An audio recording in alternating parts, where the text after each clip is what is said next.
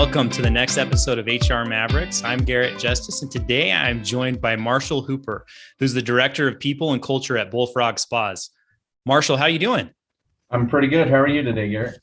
Great. It's so great to have you. It's great being able to, you and I just spent 30 minutes catching up and getting to know each other before we jumped on here. I feel like, we go way back now. Yeah, I hope that we can. I tend to get rolling once you talk about something I'm passionate about. So hopefully we can keep it under your time limit. No, I'm excited. I'm excited to really jump into this episode. I think it's going to be great. But before we do, give our listeners a little bit of context of your career background and then also what Bullfrog Spas does. Well, I think the reoccurring theme as I've listened to other episodes, anybody you interview kind of fell into HR. So I guess I'll add to that. So I worked at a manufacturing facility that was just tremendous in the way that they dealt with their people. Every time that they could, they did what's best for their people. I mean, their mission statement is to improve lives. And I went there primarily at first just because I knew that they paid tuition reimbursement. So I started on graveyard and started going to school. And it didn't take long before I realized I wanted to change career paths and find something that I could stay there.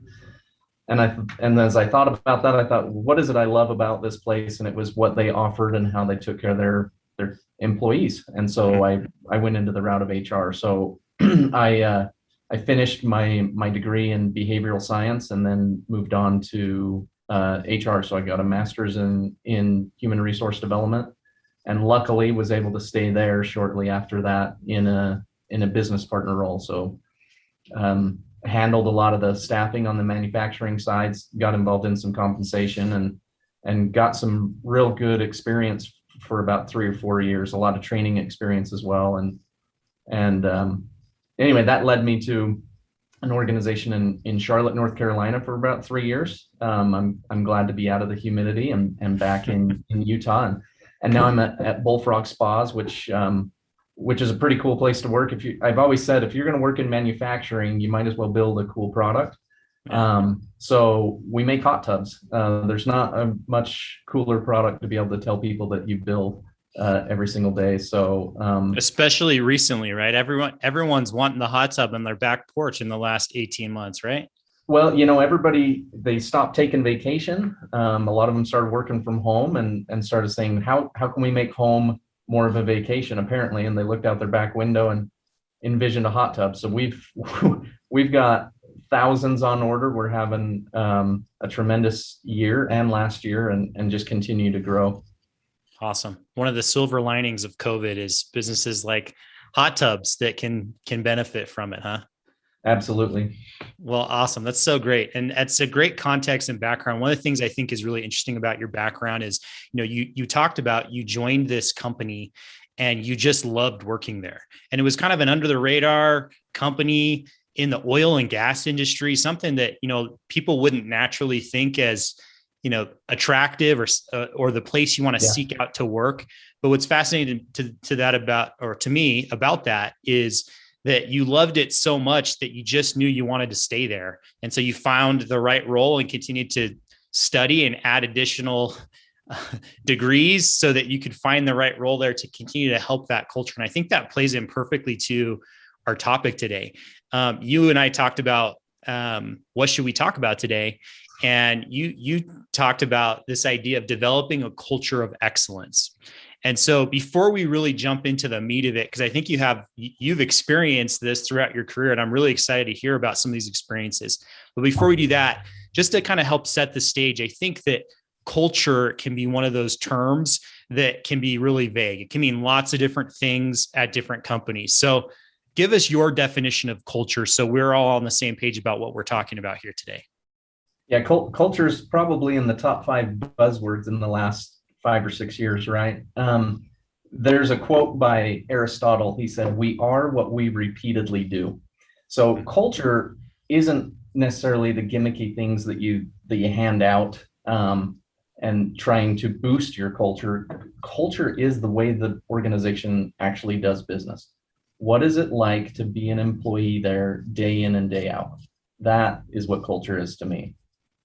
I love that. I think that's That's so awesome. And I think it's so applicable for every company right now, today, especially. I think it was pre-COVID, and I think COVID's only accelerated that change that we're seeing across all companies, that the way that companies win today is really by creating an exceptional employee experience or culture at their company. There's the base level stuff of like, do you pay enough? Like, do Yeah. you treat people with respect? Do you give them the right tools to do the job? But beyond that, how do you start to differentiate and attract and retain talent? And I think that's a challenge that so many businesses have today. And I think that it comes down to exactly what you just said. It's who you are and by how you act, right? The things that you repeat internally as an organization. Is that right?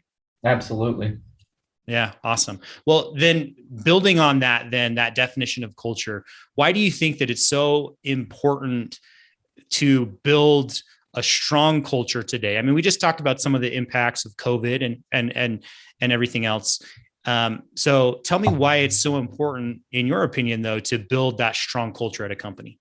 It's exactly like you just said. Culture is everything today. You know, we all have access to the same data as far as compensation. Everybody's doing everything they can as far as providing great benefits, matching one another on time off, those kinds of things. What's going to differentiate you is the culture that you have. What does it actually feel like to show up every single day? It's great to have a lot of time off or to experience these one-off activities. Maybe you have company parties, those kinds of things where you're trying to be different. But every day, I might forget about what we did 3 months ago at a company event. And so what does the work look like today and tomorrow? Like I said, it's what do we repeatedly do? How do we organize ourselves to do the work that we do? So as HR takes on some of these new names and new roles, like, people and cultures, I've seen people operations, I've seen people experience, employee experience. That's exactly, we're doing that exactly because that's where the emphasis should be, is on the everyday experience of the team member. What are those behaviors? What do they repeatedly do? Yeah, I think that's fascinating. And I think that that's a really interesting point of that to me. You talk about those changing titles that we're seeing across HR, right? You see this evolution of traditional HR is turning more to focus on people, experience, and culture. And so I guess to build on that, what role do you think that HR should play within an organization when it comes to culture and building culture? Yeah, that's great. So I was actually going to follow up and say that's another term that you hear a lot in the HR world in the last probably 10 to 15 years, is kind of gaining that seat at the table. And that's exactly how you gain that seat at the table, is you move beyond the administrative, you move beyond just the tactical X's and O's of getting people here to work and executing compensation and benefits, and you move into that strategic world of building the right culture. That is the future of HR to me. It's a culture role. Yeah. And just to build on that, I think on a previous episode we had with Elisa Garn, she talked about the 3 different types of HR professionals out there, and she compared it to the analogy of you have the traffic cop, you have the city planner, and you have the mayor, right? And I think the 2 most common ones, really, that kind of what you're just talking about, to me, it's the traffic cop who's focused on the administrative work. How do we hire? Do we get the right paperwork done? Do we get people paid, right? And that's good, and that stuff's important. But you start to move into the city planner role, which is a lot more strategic, right? It's how do you streamline the administrative stuff so as an HR person, you can focus on the more strategic stuff, like how do you help your organization build a culture where people want to show up to work? They want to continue working there, right? Absolutely. And I love that analogy. I probably listened to that episode 3 times, trying to kind of wrap my head around it and really, really capture that. That's awesome. So I know, though, that there are especially small business HR people out there who are probably listening to this. They might be the solo HR person. Maybe they have just a small team and they're thinking, number one, I don't have time for this. And number two, I don't even know where to start when it comes to building culture or shifting to the culture that you would like to build from where your culture already is today. Yep. So for those people out there who might be thinking that, where do you recommend they start? Yeah, you start by just wrapping your head around what is culture, right? So like I said, we are what we repeatedly do. We get the results that we get from the behaviors, the things that we actually do every day. And so culture realistically is the sum or the combination of all the behaviors in the organization. So the first thing is to look at, well, what results are we getting today and how are they different from where we want to be? You know, a lot of times when I talk about culture, I refer to, I don't know if there's a specific name for it. I have no idea who came up with it, but it's the culture pyramid that I'm sure most of us have seen from the likes of Edgar Sheen or other books, other authors. But just picture a triangle or a pyramid, and up at the top, and it's divided into 4 levels. And up at the top, we have the word results. That's the results that we get. It's what we can see, almost like an iceberg. You can just see the tip. And sometimes we call these artifacts. It's what you can actually see. When we look at an anthropologist that's studying ancient cultures, they have artifacts to go off of. That's it. And they draw conclusions based on those artifacts. Well, in business, the results that we get are those artifacts. And those artifacts, those results, they come from the behaviors of the team members that we have in our organization. Now, why do people behave the way that they do? It's typically that comes from our beliefs. We believe that behaving that way is going to get us certain results.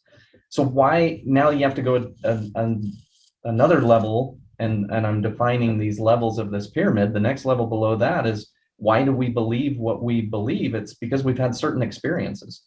So as we look at how do we start building this culture, we need to say, well, how do we get the right experiences? Another way to look at this, if we look at an individual that, let's say they're in fantastic physical shape, that's the artifact. That's what you can see. It's the result.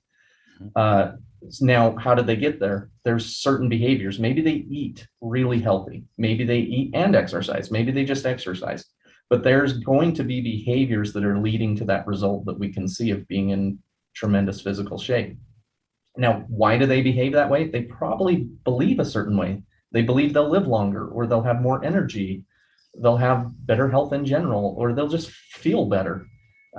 And typically they believe that because they've had certain experiences, maybe diving on the snacks and goodies at Christmas time made them not feel so good. So they know that eating healthy, so that from that experience, right, they know that if they just do Netflix and chill, that they don't feel the same way. So they have these experiences that lead them to believe the way that they believe, which drives those behaviors.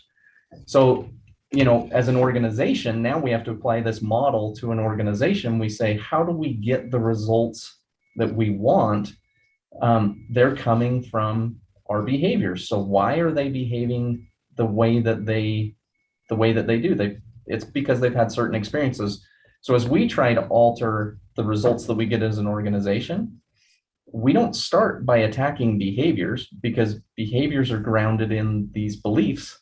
We need to start kind of at the experience level, right? So I'll give you an example from very early in my career when I was in manufacturing. And this facility was next to several cornfields. And one day the owner, the farmer, whatever you want to call him, comes into the facility, and he has in his hands, a couple dozen rusty parts. And he says, will you please stop throwing out your scrap in my fields?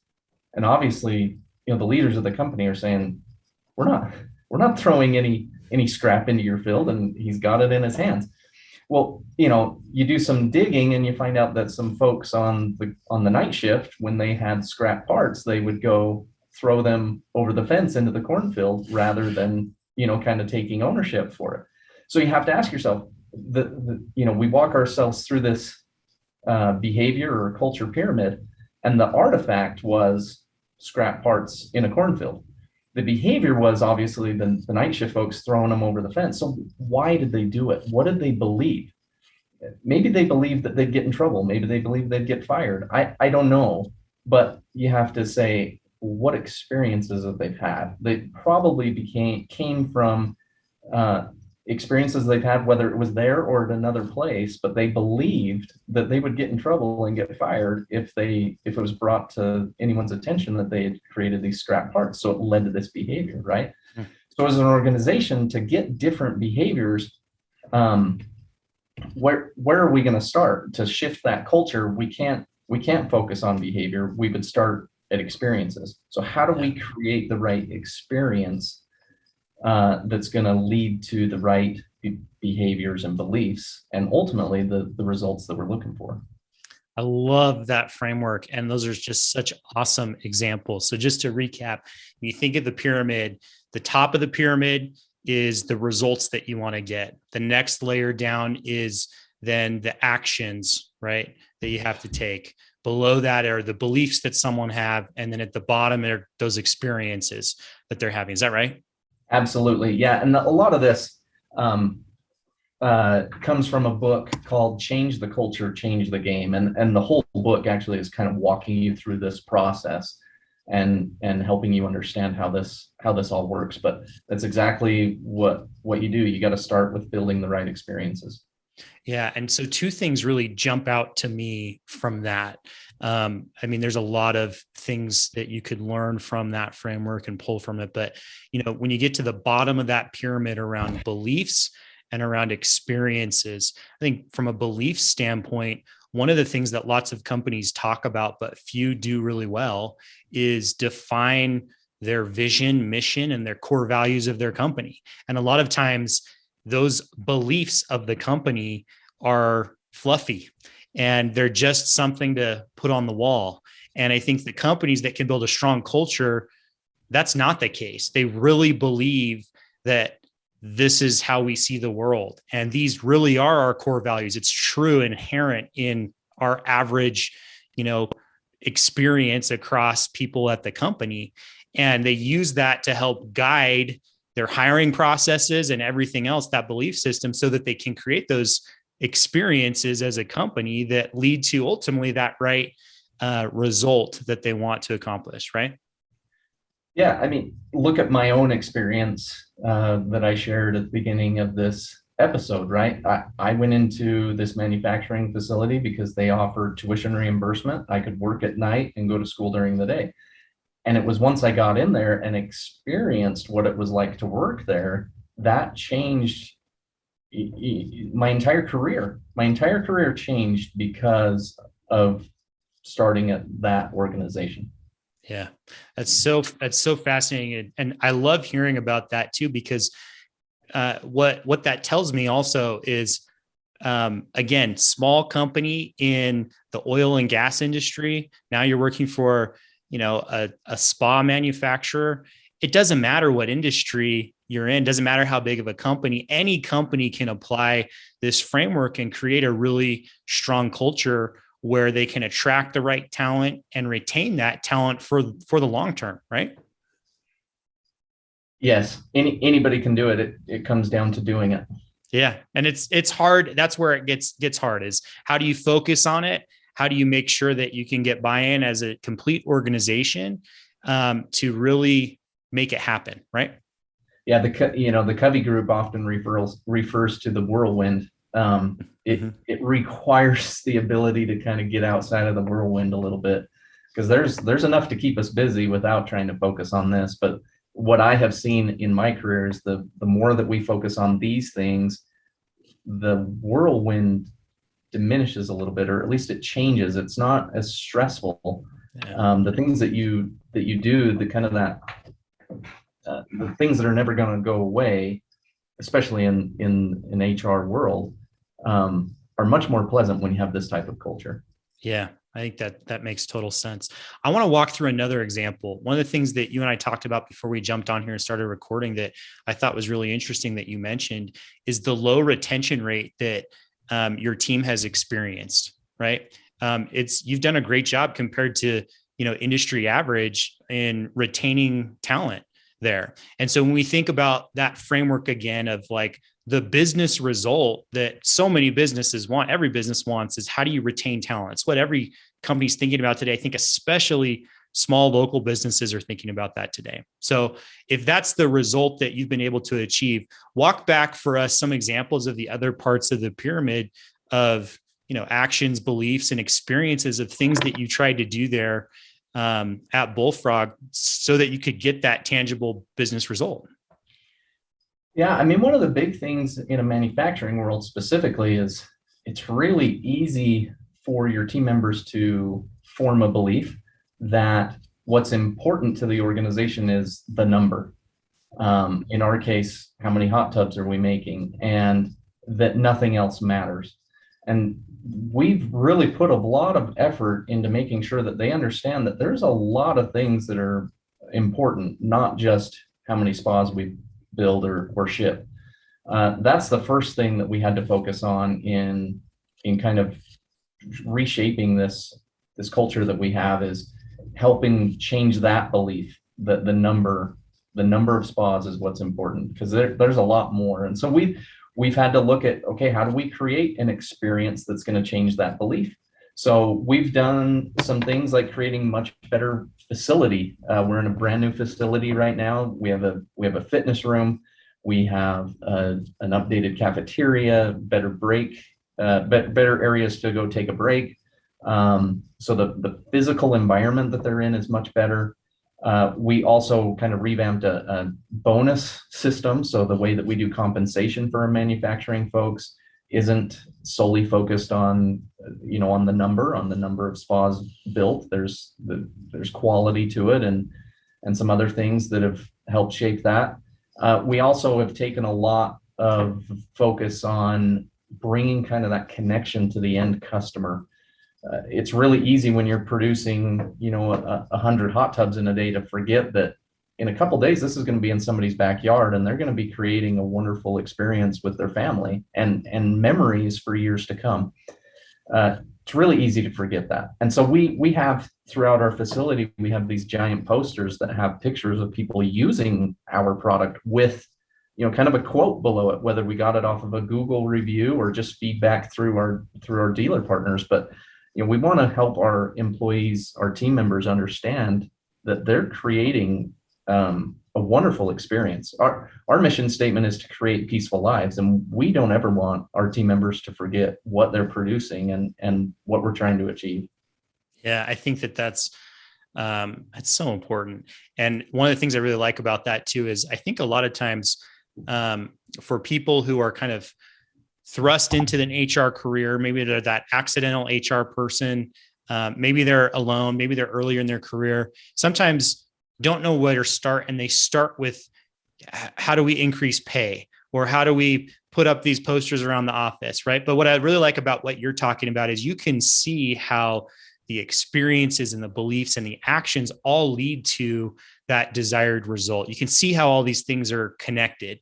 And so when you really understand that framework and you can think through it, strategically about each of those steps, it's not just, let's try this one thing. Let's give people a perk so that they want to stay here, or let's pay them more, or whatever it is. You understand how all of those things are interconnected to the result that you really want, right?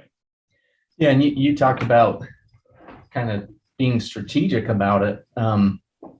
We have to be, when we talk about strategy and being strategic, we're talking about how we actually do the work. How do we design the work that we do? And we design processes, we design systems. Processes utilize tools. So a lot of times we call these processes tools that we use to get the job done. You're using tools right now to accomplish recording this podcast, and you'll use other tools to edit it and make me sound even better, right? And those are tools. Matthew McConaughey, right? Yeah, that's who you want to sound like. That was the request. So if you Okay. can, We'll see you what know, we can do. if your listeners are confused, it's not really Matthew McConaughey. But those are tools that you use that are all part of a system. And your system is to deliver an episode every week that is going to deliver a product that your listeners want to listen to. And there's an organization called the Shingo Institute. I don't know if you've ever heard of them, based out of Utah State University, and they're really focused on kind of this world of continuous improvement. So typically the organizations that are involved with these guys are manufacturing, but they're getting into medical and some other things. But they have what they call the Shingo model, and we're really trying to align to this Shingo model, and it looks at results as well. It's a little bit different model that says that results come from the tools that we use, and the tools that we use are just a collection of tools make up a system. So what we should be doing is focusing on what systems we're creating.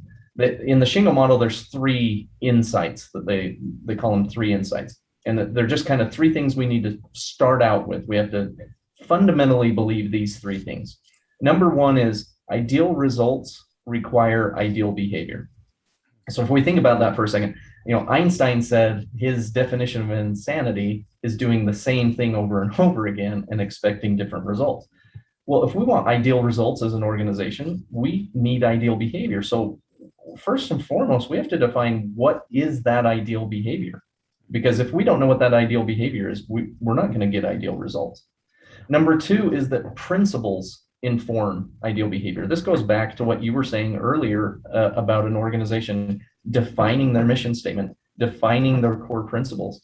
That's what informs the ideal behavior. So do we, the results that we're getting, do they align with who we think we are, who we're trying to be at the core?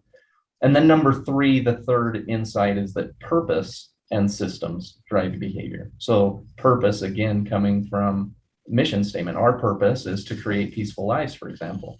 So we have to build the right systems that are going to drive the right behavior. So we look at our core principles. What do we want to accomplish? And do these principles align? Are they going to drive the right behaviors? As leaders, that is what our job should be. We should be creating the right systems that drive these principles through our organization. If these principles exist in our organization, we're going to get ideal behaviors and ideal results. And that becomes your culture, right? Your culture becomes a culture of excellence when you are getting ideal results. But we're only going to get it if we have ideal behaviors, which stems from knowing our purpose and having the right core principles. And what I love about the Shingo model is it really forces you to get down to the behavior level. So for example, one of our core principles is to respect every individual. Every organization probably claims that they respect every individual.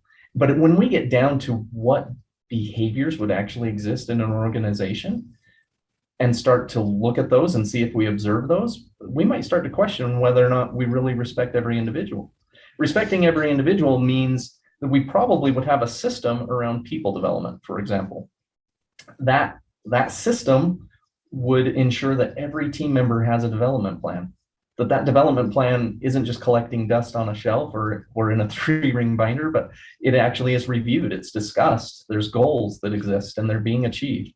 It means that every new hire, goes through a rigorous onboarding and orientation process. When we start to look at those behaviors and we go, oh, we might have some gaps between who we think we are, what we want to be, which is an organization that respects every individual, and the behaviors that actually exist in our organization.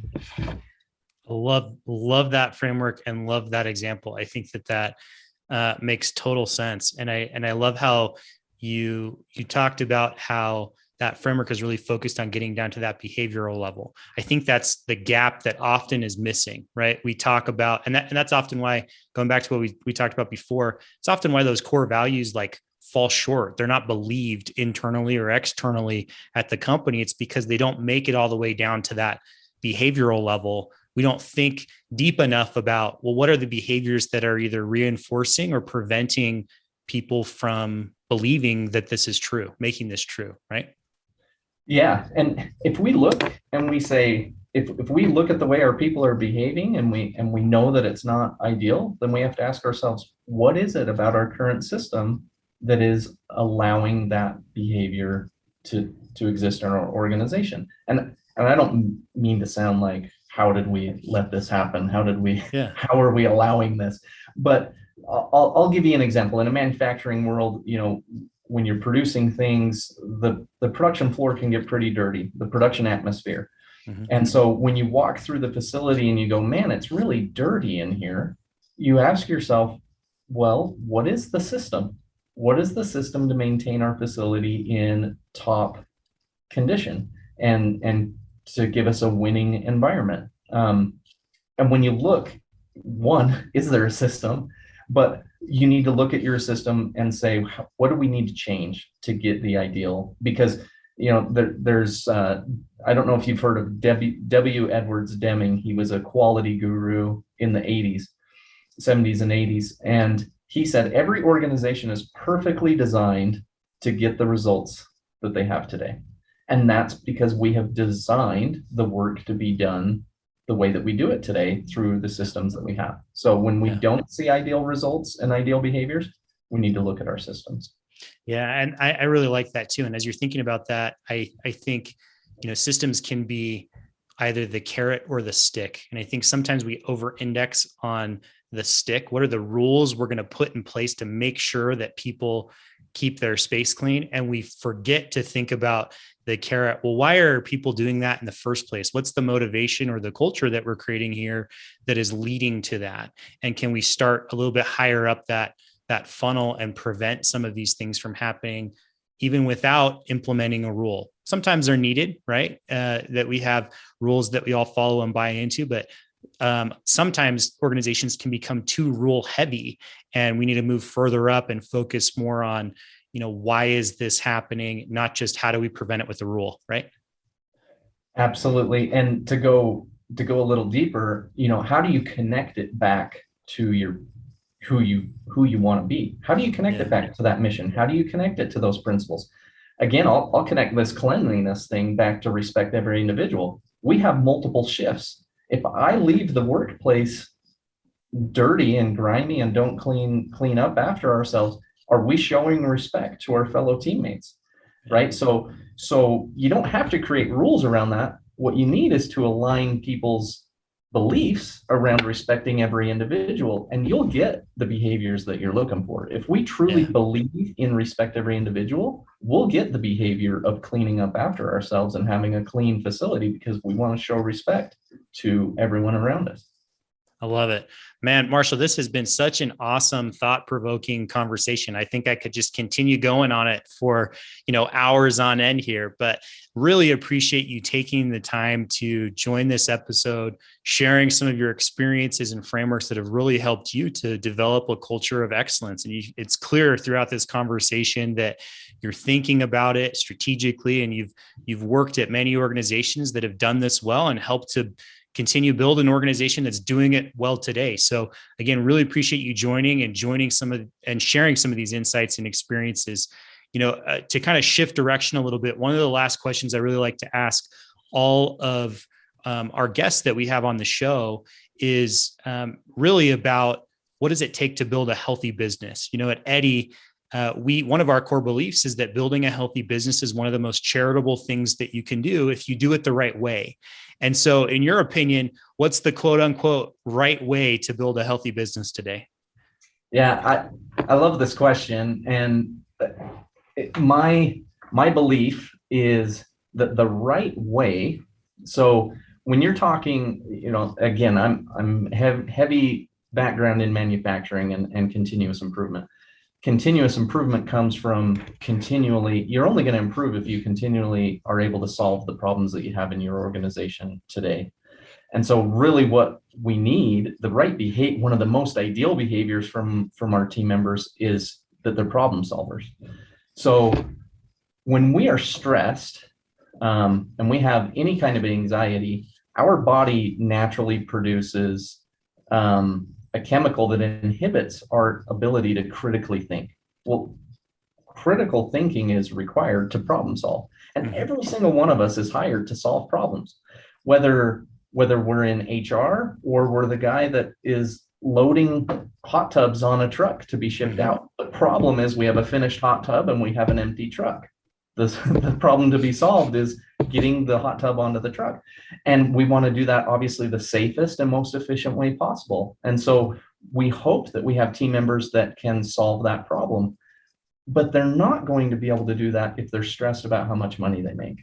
They're not going to be able to do that if they're stressed about how much their upcoming medical bill is going to be because we don't have good insurance. So, as an organization, I believe that what we should strive for is to take care of our employees the best we financially can. And I understand not every organization has money they don't know what to do with, so we have to do it as much as we financially can. But to take care of those needs and those things that our team members look for us for. They look to us for their compensation. They look to us for their benefits, their retirement. There's these kind of things that organizations typically provide. And if we do a good enough job of that, it's not going to be something that creates angst and anxiety and stress in that team member's life. And if they have less of that, one, I'll put a plug in for Peaceful Lives. Their life will be more peaceful, but they will literally, biologically be a better problem solver if they have less stress in their life. The better they're able to solve problems, the better your organization is going to be, and you're going to be ahead of your competition. So it actually behooves you to take care of your employees. I love it. I think that's such a great answer. And it makes me think of something we've talked a lot about internally, which is Maslow's hierarchy of needs applied to business and your employees, right? That Maslow's hierarchy of needs is, the base level of that pyramid is, your physiological needs. And you can't move up to other needs until those are taken care of. So when an organization really understands that and they start at the bottom of that Maslow's hierarchy and they focus on helping employees achieve those levels, eventually those employees' needs are going to raise to the level of, self-fulfillment and achieving something great for your company. You build your people and the people build your company, right? Yeah, 100%. If you take care of your people will take care of you. I love it. Well, Marshall, this has been such a great conversation. If there are listeners that have follow-up questions for you or want to get in contact with you, what's the best way for them to do that? LinkedIn is probably going to be the best way. Great. We're all out there. Yeah. Well, we will drop in the link to your LinkedIn profile in the show notes for anyone who's interested in connecting with Marshall. But again, just want to thank you for taking the time to join today and share some of your insights. It's been an awesome conversation on culture. Hope you have a great rest of the day. You too. Thanks, Garrett.